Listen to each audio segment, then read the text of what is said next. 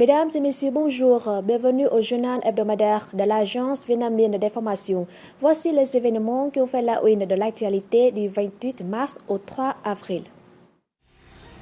Le secrétaire général du Parti communiste vietnamien Nguyen Phu Trong s'est entretenu par téléphone le 31 mars avec le chancelier allemand Olaf Scholz.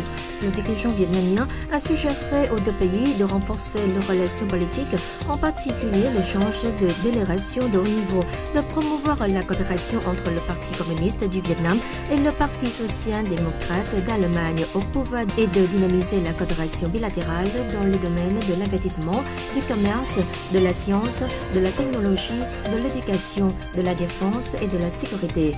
Le chancelier allemand Olaf Scholz a affirmé l'importance du partenariat stratégique bilatéral qui a un grand potentiel de développement. Il a proposé aux deux pays de renforcer leur coordination au sein des forums internationaux, d'intensifier la coopération économique en profitant des retombées de l'accord de libre-échange UE-Vietnam et de mettre en œuvre efficacement les projets allemands au Vietnam, en particulier les projets d'adaptation au changement climatique et de lutte anti-Covid-19. Le vice-premier ministre Le Minh Khai a salué les contributions importantes des jeunes entrepreneurs et de leurs associations au cours du dernier mandat.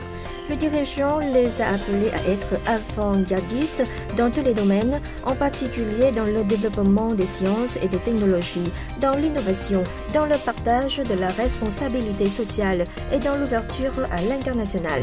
Lors du congrès, les participants ont évalué les activités de l'Association des jeunes entrepreneurs vietnamiens au cours du dernier mandat et proposé des mesures pour renforcer le rôle des jeunes entreprises dans le développement du pays, pour promouvoir l'entrepreneuriat chez les jeunes et pour fédérer les jeunes hommes et femmes d'affaires vietnamiens de l'étranger.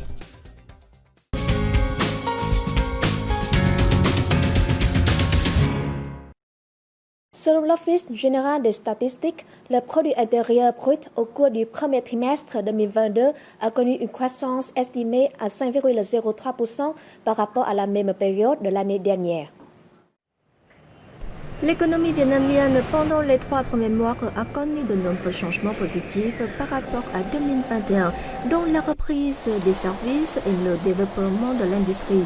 Pendant cette période, le secteur de l'agriculture, de la sylviculture, de l'aquaculture et de la pêche a enregistré une croissance de 2,45%, le secteur de l'industrie et de la construction de 6,38%, celui des services de 4,58%. Concernant la structure économique, le premier a représenté 10,94% du PIB national, le second 37,97% et le troisième 41,70%. Au premier trimestre, le commerce extérieur du Vietnam a atteint 176,35 milliards de dollars, soit un bond de 14,4% en glissement annuel. Les exportations ont affiché une croissance de 12,9% et les importations de 15,9%. Le constructeur automobile vietnamien VinFast et les autorités de l'État de Caroline du Nord aux États-Unis ont signé le 30 mars un protocole d'accord sur la construction de la première usine de voitures VinFast sur le marché nord-américain. Représentant un investissement de 2 milliards de dollars pour la première phase, ce projet devrait créer des milliers d'emplois locaux. L'usine de VinFast sera installée dans la zone industrielle de Triangle Innovation Point, d'une superficie de 800 hectares. L'usine sera mise en chantier en 2022 et entrera en service en juillet 2024 avec une capacité prévue de 150 000 voitures par an. Le président américain Joe Biden a salué la construction d'une usine de véhicules électriques dans le comté de Chatham de la Caroline du Nord, le considérant comme le dernier exemple de la stratégie économique des efforts de l'administration vietnamienne pour construire une économie d'énergie propre, contribuant à reconstruire ainsi les chaînes d'approvisionnement et à réduire les coûts pour les Américains. La secrétaire au commerce de Caroline du Nord, Michelle Baker Sanders, a exprimé sa joie de voir VinFast choisir la Caroline du Nord comme lieu de lancement de ses activités de production en Amérique du Nord. L'agence de notation américaine Fitch Ratings a classé le 28 mars la note de défaut émetteur à long terme en devises étrangères du Vietnam à BB avec perspective positive. Cette décision s'explique par le maintien des indicateurs de croissance malgré le coronavirus et le retombée économique mondiale du conflit en Ukraine et par de solides paramètres de financement externe par rapport à ces pairs. Fitch prévoit une croissance du PIB de 6,1% en 2022 et de 6,3% en 2023 contre 2,6% en 2021 en raison de la reprise de la demande intérieure, de l'augmentation des exportations et des entrées d'investissement direct étrangers. La mise en place du programme de redressement économique avec de fortes mesures financières et monétaires permettra au Vietnam de reprendre son rythme de croissance à moyen terme. D'ailleurs, l'abondante réserve de devises étrangères pourra protéger le pays face aux chocs économiques externes. Selon Fitch, les actions visant à maintenir la stabilité macroéconomique et à renforcer le cadre juridique permettront d'améliorer la note du Vietnam dans l'avenir. Le Vietnam a connu une croissance étonnante de l'énergie solaire en 2021, car il a augmenté sa production de 337% en une seule année pour devenir le 10e plus grand générateur solaire au monde, selon une revue globale de l'électricité 2022 du Centre de réflexion Eber. Le rapport a révélé que 50 pays avaient plus d'un dixième de leur électricité d'origine éolienne et solaire en 2021. Ces pays ont atteint ce point de repère en 2021 pour la première fois, dont la Chine, le Japon et le Vietnam, entre autres. Le rapport a montré qu'entre 2019 et 2021, le Vietnam a basculé plus de 8% de sa demande totale d'électricité vers l'éolien et le solaire. La part de l'éolien et du solaire dans le pays est passée de 3% à 11%, tandis que la part des combustibles fossiles a reculé de 73% à 63%. Cette croissance a aidé le Vietnam à devenir le seul pays en Asie à satisfaire à sa forte demande d'électricité en énergie éolienne et solaire, selon le dernier rapport d'Humber. Les exportations nationales de riz ont considérablement augmenté au cours des premiers mois de 2022, augurant une année favorable pour ce produit d'exportation phare du pays. Les données du département général des douanes ont montré que le pays a exporté au cours des 2 premiers mois de l'année près de 975 000 tonnes de riz d'une valeur de près de 469,3 millions de dollars, en hausse respectivement de 48,6% et de 30,6% par rapport à la même période de l'an dernier. Le plus grand marché d'exportation au cours de cette période a été les Philippines, les exportations de ce pays ayant augmenté de 110% en volume et de 82% en valeur devant la Chine. Les exportateurs vietnamiens se sont davantage concentrés sur la qualité pour mieux accéder au marché européen afin de tirer parti au mieux de l'accord de libre-échange Union européenne-Vietnam. Les experts ont déclaré que les exportations cette année continueront de mieux exploiter les avantages de l'accord de libre-échange Union européenne-Vietnam pour stimuler les envois vers le marché européen. Avec 1% en volume et 1,3% en chiffre d'affaires, l'Union européenne ne représente actuellement qu'une petite part des exportations totales de riz du Vietnam.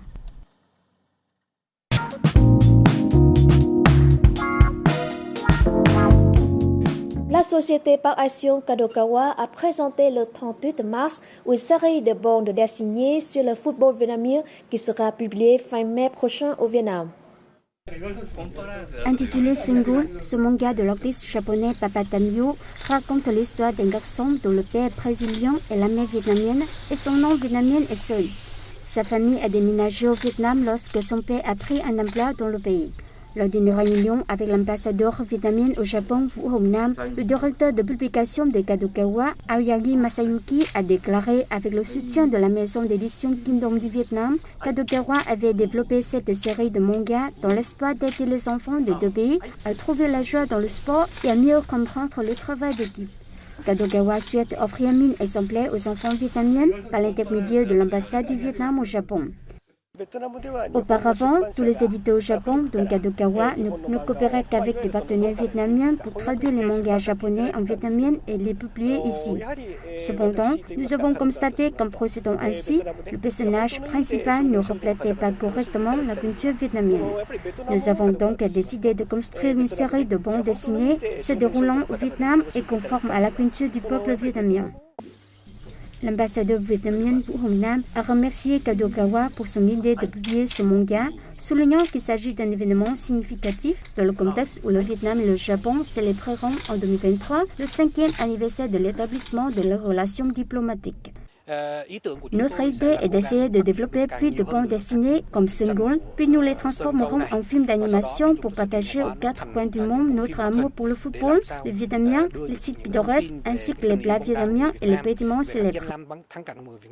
Des paysages célèbres du Vietnam mentionnés dans la série, tels que le pont de Raron ou la plage de My Khê, le manga aidera les étrangers, notamment les Japonais, à mieux comprendre le Vietnam et ses habitants.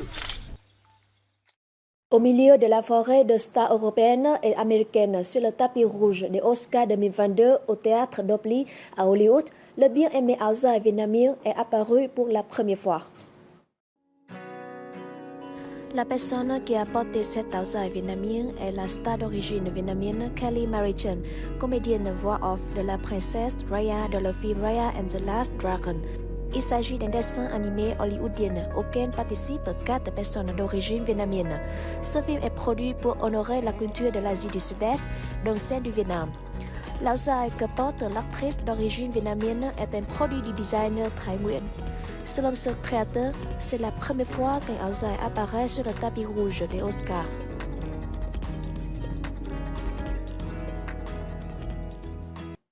La province de Quảng Nam intensifie ses efforts pour achever la construction du site écotourisme de Cổng Trời Đông Giang, porte du paradis Đông Giang, puisqu'elle accueille l'année nationale du tourisme 2022 sous le thème Quảng Nam, destination de tourisme vert. Ce site touristique devrait apporter une expérience incroyable aux visiteurs qui connaissent déjà l'ancienne ville de Hội An ou le sanctuaire de Mỹ Sơn. Avec 68 millions de dollars dans sa première phase de construction et s'étendra sur 120 hectares à travers les communes montagneuses de Mako et Kadang dans le district de Đông Giang. Malgré de formidables défis en termes de terrain difficiles et de pandémie en cours, les parties compétentes travaillent d'arrache-pied pour que le site puisse être mis en service ce deuxième trimestre. Avec le soutien des autorités locales, nous mettons tout en œuvre pour accélérer la construction en espérant le mettre en service au deuxième trimestre. Le site créera des emplois locaux tout en contribuant à préserver les traditions et coutumes des habitants locaux de l'ethnie Cơ Tu. Quảng Nam accueillons l'année nationale du tourisme 2022 avec le thème Quảng Nam, destination du tourisme vert.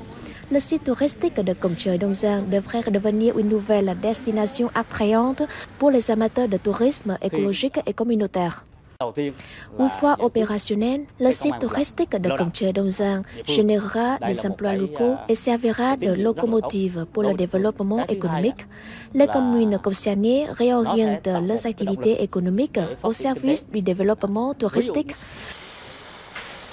En plus d'être une locomotive pour le développement économique de la région montagneuse occidentale de la province de Quảng Nam, le site touristique de Cổng Trời Đông Giang sera relié aux destinations le long de la légendaire piste Hồ Chí Minh et à d'autres sites touristiques du Delta.